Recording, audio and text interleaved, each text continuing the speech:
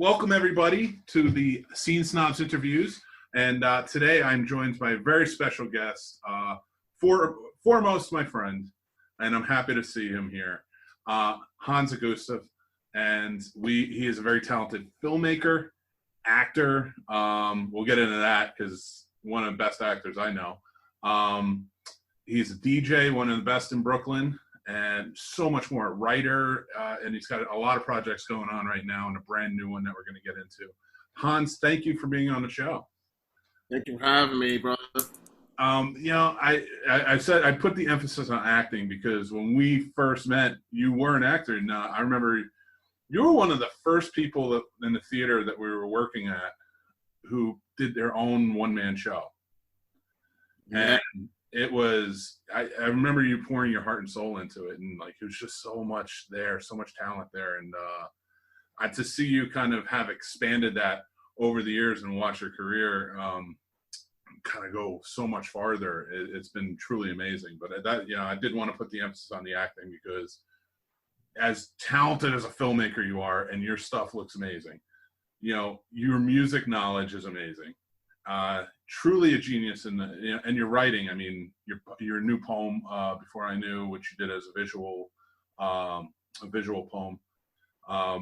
It shows and encapsulates, your writing and how well it goes. And that all like started from back, like kind of like with the one man, not started with the one man show, but that's such a big undertaking to write on your own. I'm excited to get into that. And, but how are you doing? What are you working on right now? I'm good. I'm really good. Currently, right this moment, I'm actually writing a short, which rough draft is done, kind of doing a second pass at it. It's just it's an idea that's been invading my brain for about a year. And then, COVID came around. I had the time and I'm like, you know what, let me go at this thing. So the goal, I don't know what the situation is going to be like in the fall, but the goal is to shoot it in fall or winter. It's a short film about the experience of a black boy and a black Haitian immigrant, and like what the differences are between being Black American versus Haitian Black, and all that is kind of told through this interaction at a barbershop.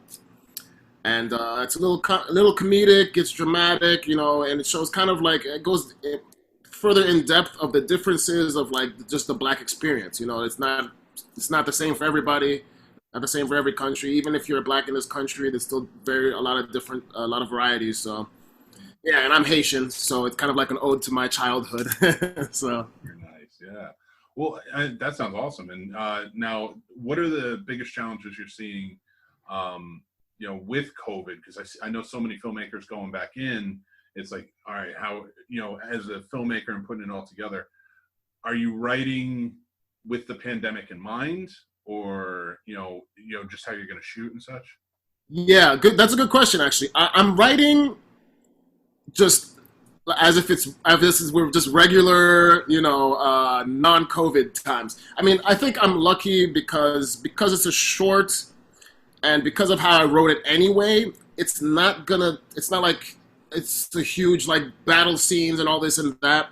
So I feel like if I do have to make some changes because of COVID, they won't be that drastic. But if I was writing, let's say, a feature right now, which I kind of I'm starting also on just like putting together like the very bare basics of a feature. Then yeah, you'd have to take that into consideration. Depending on when you want to shoot, right? Like if it's going to be 2 years out, then you can kind of not think about it. But I'm sure a lot of filmmakers right now who were in pre-production are like, I don't know, smaller crews. Are we going to get these locations? It's a thing. It's a thing. Yeah, definitely. And even now, there was some inspiration of hope with. Can't remember he's the one who did Euphoria, the showrunner, and I think he and Zendaya shot a film during quarantine over like 12 days, but they had to go through ridiculous amounts of rules and regulations So it's crazy to me to think like it's that extreme, because then you go and you see Jurassic World and it's like, okay, well, 20 people have COVID, but we're still shooting, so it's okay. Yeah. So I hate to see independent films get hurt in any way, or like kind of be diminished in any way because of COVID. But I'm glad that you're writing with that, like the safety precautions in mind.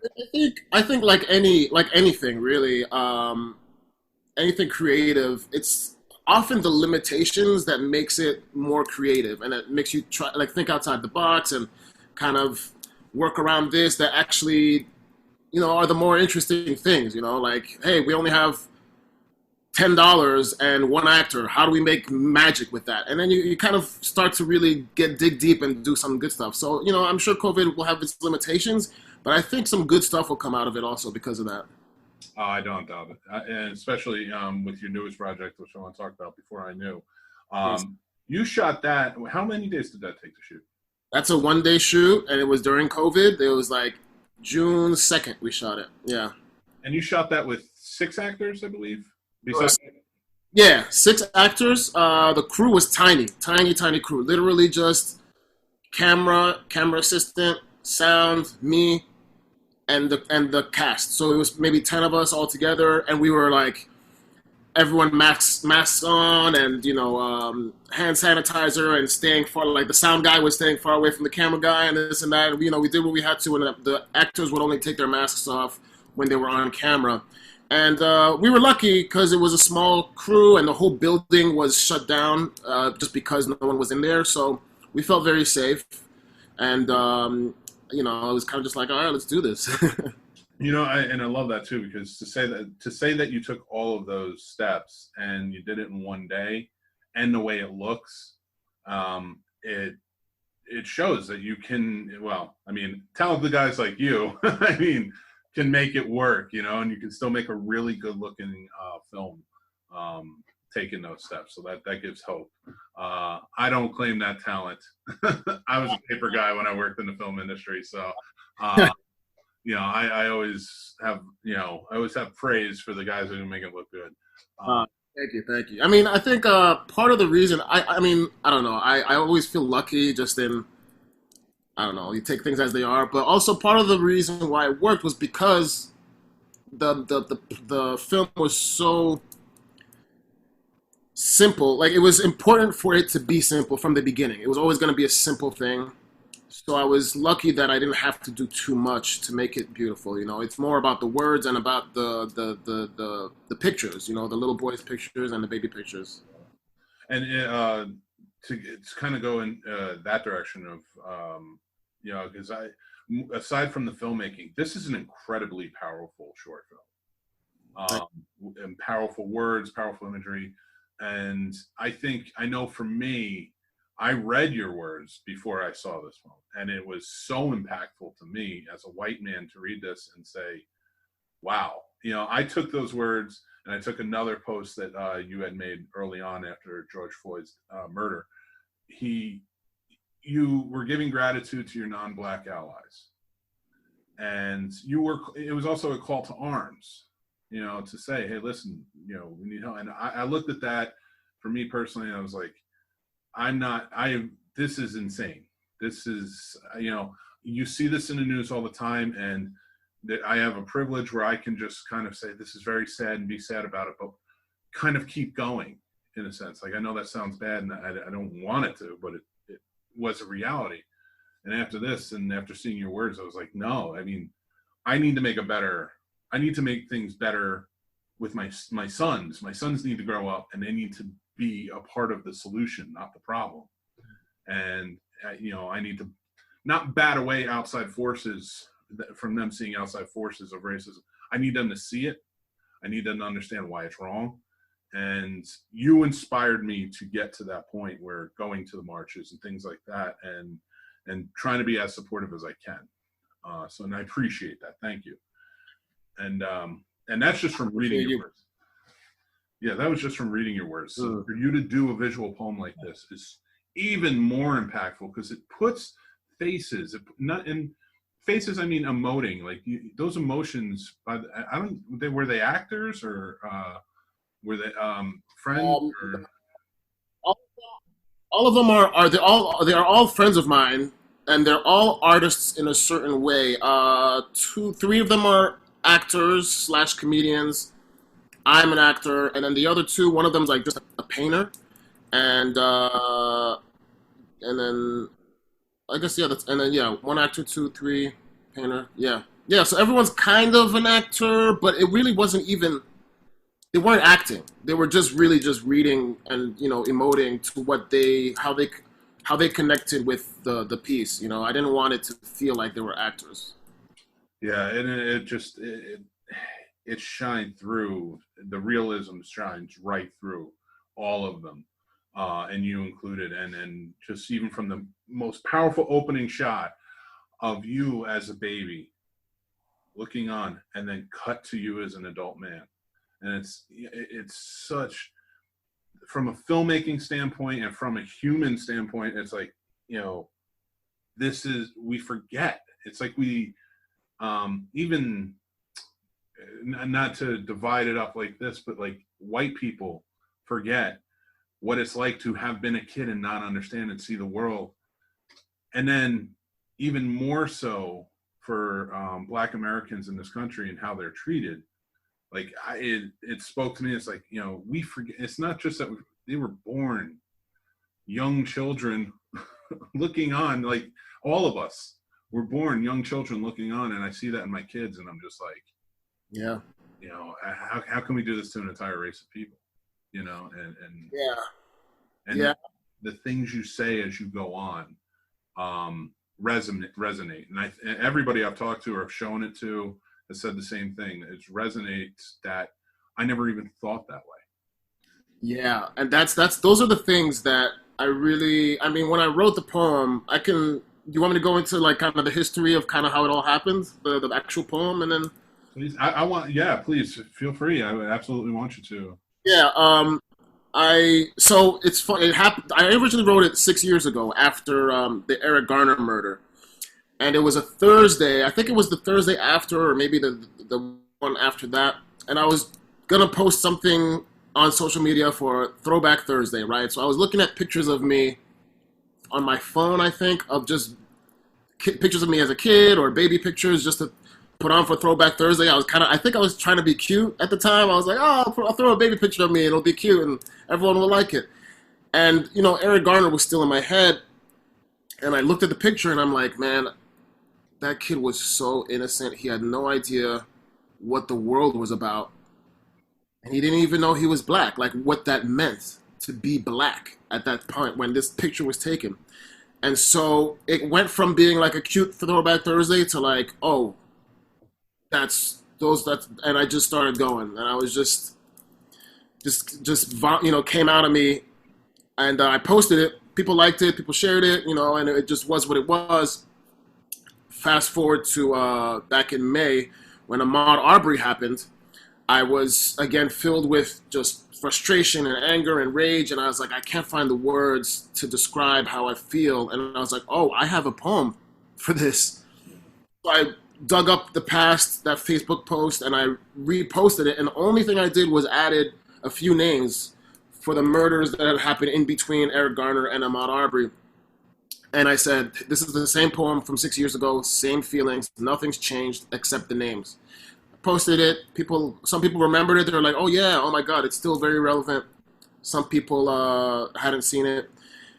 And so at this point I had been a little more in the film world, I knew some people in film and had done a few things, and someone was like, you should do something with this. And I was like, nah, it's a poem. I'm going to leave it as it is. I don't even know what I would do. And then Breonna Taylor and George Floyd happened. And I was just like, okay, I gotta do something, and I was thinking of going different directions and stuff, but yeah, that's how I ended up doing it. It wasn't even something that I was gonna do, that was on my radar. I was in Corona, and I was, just did it. And what I was gonna say before was, what I was trying to express with that poem is, I mean, we all see like the Rodney King beatings and the murders and this and that and all the really violent things that it's like, okay, black people are being affected that way.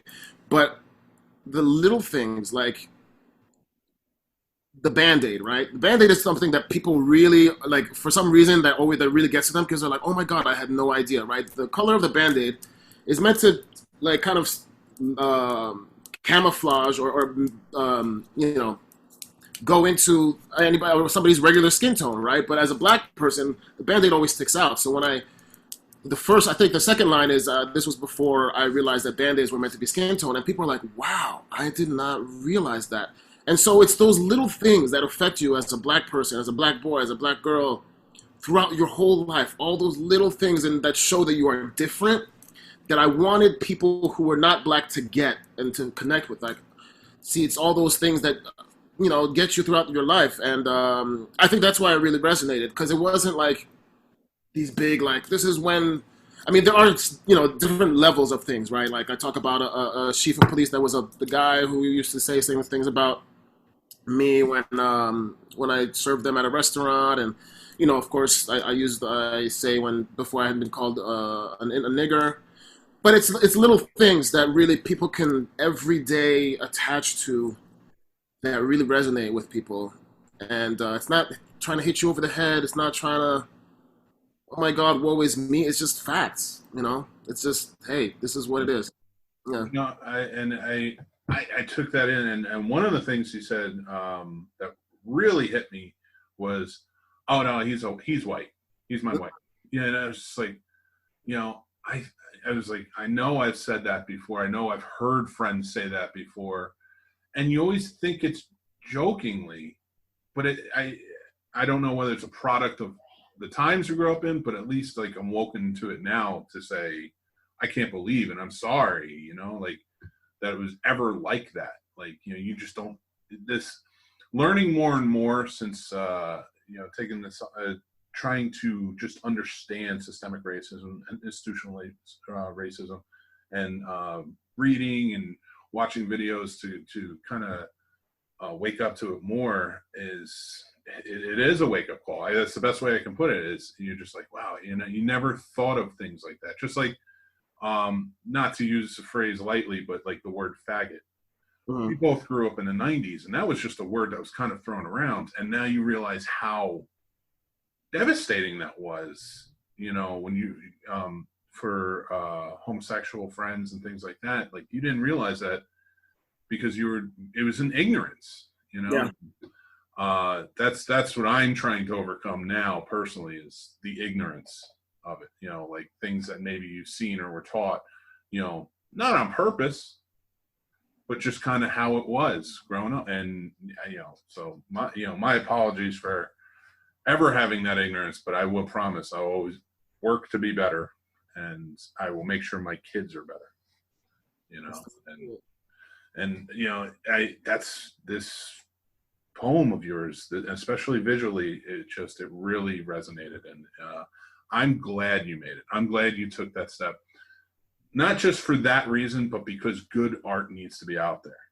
And I find too much, and please tell me what you think. Like, a lot of artists will say, I don't know if that's something I need to put out. But I truly believe that good art always should be. You should always try something with it. Yeah, I think my fear in turning it into something visual was that it wouldn't grasp the power of the poem itself. And I think I was like, how am I going to represent this in a way that really shows, and I had no idea. And then I started simply with what I started with in the post, which was I posted it with my baby picture alongside my baby picture in the Facebook post. And so I was like, okay, I'll just start the way I started with the Facebook post, with the baby picture. And so I just went online and asked all my black friends for their baby pictures and children pictures. And then it just kind of came from there. I was like, okay, how do I, And the words are powerful, the pictures are powerful. It's simple, but it's still elegant and powerful. And I'm just grateful that it came out that way, Absolutely. Yeah. And I can't, I will be posting more and more just so people can see it. It's Thank you. Especially not just as a friend, not just as an artist, but because of how diverse everything is right now. Especially people need to see this to be, Yeah. for that wake up call. The same. Now, if we can shift gears a little bit, Yes. have a little bit of fun. Okay. I'm Uh, on. Going into the filmmaking side of things, I'll ask a few different questions every time I have a filmmaker on, because I'm always interested to see the perspectives, and I want to know past, present, future. If you could take on, either as an actor or as a director or even as a producer or writer, what project would you love to redo? Like, it could be, you could be the first person direct, like say it was Back to the Future. You go back and be the director of Back to the Future if you want to. What Ooh, project would you want to see to redo? that's a good. That's tough because saying like wanting to redo it kind of implies that it wasn't done right. Sometimes, like people might take it that way, but that's not. So there's some things you're like, okay, Back to the Future, don't ever redo it. It's what it is. But let me see. What would I want to redo? Huh. Wow, that's a good question. I'm gonna say, you know what? I'm gonna say Back to the Future. Okay, okay. You know, like this is just hypothetical. This is not I would really do it, but I think it would be interesting to go from now into the future, right? To like the differences then. So it would be like a present time, obviously remake, and I would do it as who. Huh? Do I want to? Do I want to write it, act it, direct it? That's so. It's like sacrilege. With everything that's been remade, though, and look, Back to the Future is my favorite movie of all time. So, but with everything that's been remade, go for it. Like it's gonna happen anyway. So, Don't want it to happen though. But you know what? Okay, here's what I'll say though. Like I know it's a classic, right? But we're at an age where we have a certain connection to it that I think that kids these days just wouldn't have, even if they're like, oh, it's a classic movie. And I know that some of that translates, but there's something about, I don't know, you just can't recreate that. You can't recreate that actual feeling of the first time. yeah, no, I agree, and I mean they're proving that more and more, like with the Star Wars movies. Yeah, it's just it never works. Nope. So maybe I would remake something that was horrible that should have been good. I don't know. I can't think of anything right now. Fair. Now, what are your top 5 remote drop movies? If it's on TV, you're dropping the remote, and you wherever it is in the movie, you're watching it. Okay. Okay. No particular order. No, no. This is gonna. I mean, I don't think it's that crazy. But one of my drop controller movies that I just always do is The Devil Wears Prada. That's a great movie. It's a great movie, right? And then people are like, "Oh, Devil," but like it's really a great. And like, come on, Meryl Streep, classic. Devil Wears Prada, definitely Goodfellas. Oh, such a good choice. Like every time, no matter where I am, and I think it's because I've seen it so many times, and I'm like, "Oh, this is about to happen," and I just watch it and let it go. You'll appreciate this. Every time I watch that movie in the 10:10 news, comes on, it just like brings me right back to like being in Jersey. It's so crazy. Goodfellas. Let's see. Drop the controller. Whew. Okay, depending on what mood I'm in, right? I sometimes do the right thing if I'm in the right mood. Sometimes it's too hard for me to really, but it's like it's such a great classic, film. Donnie Darko. Wow, that's a really dark film to drop the remote on. I'm a dark person. I love Jake Gyllenhaal. Like Jake Gyllenhaal, he's young and he's so good in that movie. And I don't know, I love weird, dark, funny stuff. And then Patrick Swayze's weird, Drew Barrymore's weird. I just love that stuff. So like, it's interesting enough that at any point in the movie, I could be like, oh, wait, this is about to, Yep. So I can do that. I think that was 4. Let me think of another one. What's another feel like what's a movie that's always on that used to be on Channel 11 all the time. You know that like Yeah, that you would watch. I I know one that's the seems to be like on everyone's list. Which is what? Shawshank Redemption. Oh yes, how could I forget? Yes, yes, that is. And you know what? It proves true because last night I'm sitting with my wife. She had just finished working, and she sits down with me, and I'm flipping through the channels, and there's Shawshank, and it's the last like half hour, and I'm just like, oh yeah. I was like, absolutely. And he needs to. I need him to see Red meet Andy. Like it just has to happen. Yeah. It's just one of those. But yeah, like that. Jaws is another one for me. Yeah, you know, I never was a huge Jaws person. I think I don't know. It just never did it for me. I like as a filmmaker, right? I can analyze it and see how great of a movie it was in like as a director, you know, the beats and the shots and you know it's a genius movie. Yeah, but I just never connected with it like that. I'm not a huge thriller guy.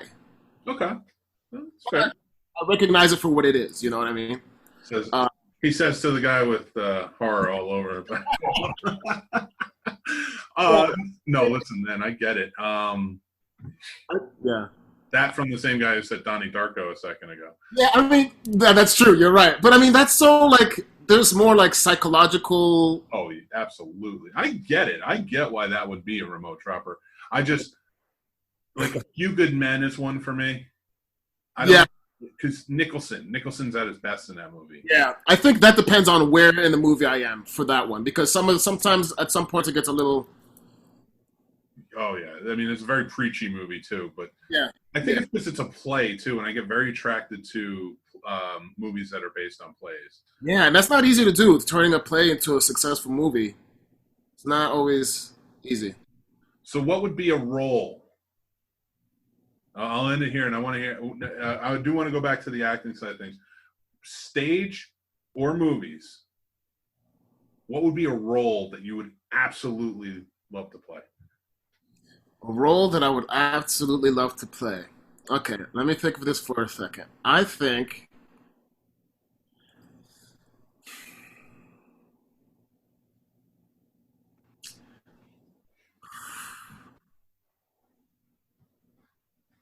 I think you know. Okay, one of my favorite roles, and I don't know how they would have to like completely remake the movie, whatever. But let's just say it's um, Matt Damon's role in The Talented Mr. Ripley as an actor is like phenomenal. I forgot the name of the character. I can't even remember either. I haven't seen that movie in so many years, but that's a Yeah, great yeah, yeah. role. That's a great actor role. I would also love to do Training Day, Denzel. Like that's a good, you know, just that's a good Denzel role. You know, I mean, maybe it's just because Denzel did it that everyone wants to do it. Yeah, I He think did it like I don't think like anybody else could. He did. yeah, that's the thing. Is like that's just Denzel being Denzel. There's so many people that could have done that horribly. That role. He has such a gravitas because I was watching Fallen not too long ago, Mhm. and just that whole movie. If you put anybody else as the star of that movie, and it's a ridiculous movie, you know, of just this serial killer jumping body to body, you know, and you're like, yeah, if anybody else, but his gravitas and just like how great an actor he is, he carries that whole movie to where you're like, this is intense, like this is thrilling, you know, and yeah, anything Denzel does. Yeah, I'm thinking even like you think of like Remember the Times, right? Like that movie wouldn't Remember the Titans. It's like that would that movie be Remember the Titans without Denzel? Like I mean it's a great movie. I don't know.